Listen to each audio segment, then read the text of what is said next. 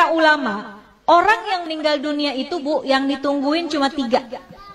Pertama yang ditungguin adalah kapan datangnya hari kiamat. Tuh yang ditungguin sama yang udah meninggal dunia. Kalau orang yang meninggal dunia orang soleh, ahli ibadah, sekalipun wafatnya udah puluhan tahun, ratusan tahun, tapi ketika dia di dalam kubur rasanya kayak cepet banget. Gak terasa. Kenapa? Karena Allah berikan hadiah kuburnya menjadi taman-taman syurga. Kita berharap kita bisa model kayak begitu. Tapi sebaliknya, kalau orang yang meninggal adalah orang yang suka zalim, sama Allah nggak pernah deket, sama manusia senangnya bikin permusuhan, maka sehari aja dia masuk dalam kubur, itu rasanya seperti udah puluhan tahun. Udah bisa sampai ribuan tahun rasanya. Maka orang yang ada dalam kubur yang meninggal dunia nungguin kapan sih datangnya hari kiamat. Orang baik pengen buru-buru cepat supaya bisa segera masuk dan menikmati keindahan syurganya Allah Subhanahu wa ta'ala. Orang-orang sebaliknya, orang-orang yang jahat, yang zalim pengen buru-buru juga datang hari kiamat. Dia pikir kelar siksaan kubur udah selesai. Padahal masih banyak siksaan yang lebih besar, yaitu ketika datangnya hari kiamat. Maka pertama orang yang meninggal nungguin kapan datangnya hari kiamat. Yang kedua, orang yang sudah meninggal kata ulama yang ditungguin kiriman doa dari yang masih hidup. Makanya kalau peringatan haul kayak gini Bu, yang paling girang adalah orang yang dihaulin. Itu dalam kitab Ruh digambarkan, orang yang dikirimin hadiah, ya, Fatihah aja, bahkan sekedar doa dari orang yang masih hidup kepada orang yang sudah meninggal dunia, di dalam kubur hatinya girang luar biasa. Bahagia luar biasa, sampai penghuni kubur samping-sampingnya pada ngeliatin Bu. Kayak orang lagi di pesantren, ditengokin sama orang tuanya dibawain makanan, kan temen-temennya pada ngeliatin tuh ya. Itu sama ceritanya seperti apa yang ada dalam kubur.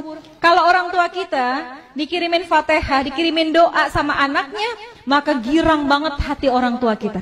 Tuh penghuni kubur lainnya pada ngintip. Kalau bahasa kita dikirimin apaan sih gitu ya. Maka mereka sangat menunggu kiriman doa daripada keluarganya yang masih hidup di dunia. Bahkan diceritain Bu, kalau yang ngirimin anaknya, keturunannya itu malaikat akan membawa doanya menggunakan nampan yang terbuat dari emas. Punya nggak nampan dari emas? Nggak ada. Tapi Masya Allah ketika kita meninggal dunia, malaikat hadirkan doa. Bisa jadi doa itu berupa ampunan, bisa jadi doa itu adalah rahmat yang dikirimkan oleh anak kita yang masih hidup di dunia. Maka yang ditunggu-tunggu itu doa. Makanya Bu, kenapa kita penting banget punya anak yang ngerti agama, supaya ketika kita meninggal dunia, Fatihah nggak lepas dari lisannya. Yasin yang dibaca dikirimkan pahalanya buat kita. Kalau anak Bu ke orang tua, kalau kata guru saya, anak ke orang tua sekalipun gak dia niatin khusus buat orang tua saya, sekalipun gak disebut, pahalanya terus dialirkan oleh Allah kepada orang tua kita yang sudah meninggal dunia. Apalagi kalau diniatkan secara khusus. Besok nih bentar lagi mau kurban ya Bu, kita boleh sedekah, pahalanya buat orang tua kita, tapi nama kurbannya adalah kita.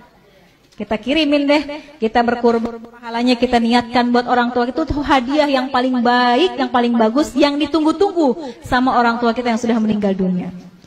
Yang ketiga, apa yang ditungguin sama orang yang meninggal dunia? Kiriman laporan dari malaikat. Tuh malaikat itu Bu ngirimin laporan tentang anak cucu keturunannya. Kalau anak-anaknya pada soleh, solehah, pada ahli ibadah, orang tua kita girang dalam kuburnya. Ya Allah, girang hatinya.